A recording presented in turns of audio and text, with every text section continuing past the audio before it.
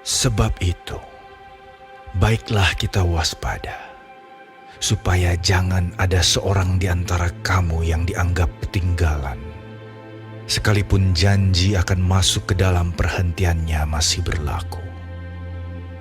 Karena kepada kita diberitakan juga kabar kesukaan, sama seperti kepada mereka.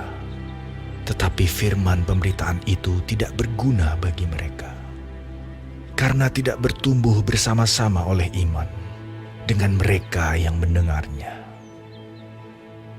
Sebab kita yang beriman akan masuk ke tempat perhentian seperti yang ia katakan. Sehingga aku bersumpah dalam murkaku, mereka takkan masuk ke tempat perhentianku, sekalipun pekerjaannya sudah selesai sejak dunia dijadikan.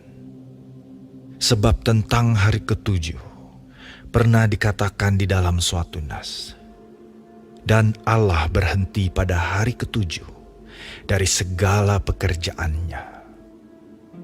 Dan dalam nas itu kita baca, mereka takkan masuk ke tempat perhentianku. Jadi sudah jelas bahwa ada sejumlah orang akan masuk ke tempat perhentian itu, sedangkan mereka yang kepadanya lebih dahulu diberitakan kabar kesukaan itu tidak masuk karena ketidaktaatan mereka. Sebab itu ia menetapkan pula suatu hari, yaitu hari ini, ketika ia setelah sekian lama berfirman dengan perantaraan Daud seperti dikatakan di atas. Pada hari ini, jika kamu mendengar suaranya, janganlah keraskan hatimu. Sebab andai kata Yosua telah membawa mereka masuk ke tempat perhentian, pasti Allah tidak akan berkata-kata kemudian tentang suatu hari lain. Jadi, masih tersedia suatu hari perhentian, hari ketujuh bagi umat Allah. Sebab, barang siapa telah masuk ke tempat perhentiannya, ia sendiri telah berhenti dari segala pekerjaannya, sama seperti Allah berhenti dari pekerjaannya.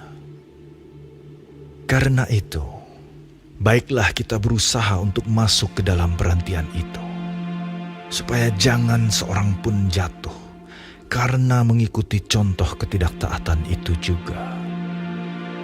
Sebab firman Allah hidup dan kuat dan lebih tajam daripada pedang bermata dua manapun. Ia menusuk amat dalam sampai memisahkan jiwa dan roh, sendi-sendi dan sumsum. Ia sanggup membedakan pertimbangan dan pikiran hati kita. Dan tidak ada suatu makhluk pun yang tersembunyi di hadapannya. Sebab segala sesuatu telanjang dan terbuka di depan mata Dia, yang kepadanya kita harus memberikan pertanggungan jawab. Karena kita sekarang mempunyai imam besar agung yang telah melintasi semua langit, yaitu Yesus, Anak Allah. Baiklah kita teguh berpegang pada pengakuan iman kita. Sebab imam besar yang kita punya bukanlah imam besar yang tidak dapat turut merasakan kelemahan-kelemahan kita. Sebaliknya sama dengan kita. Ia telah dicobai, hanya tidak berbuat dosa.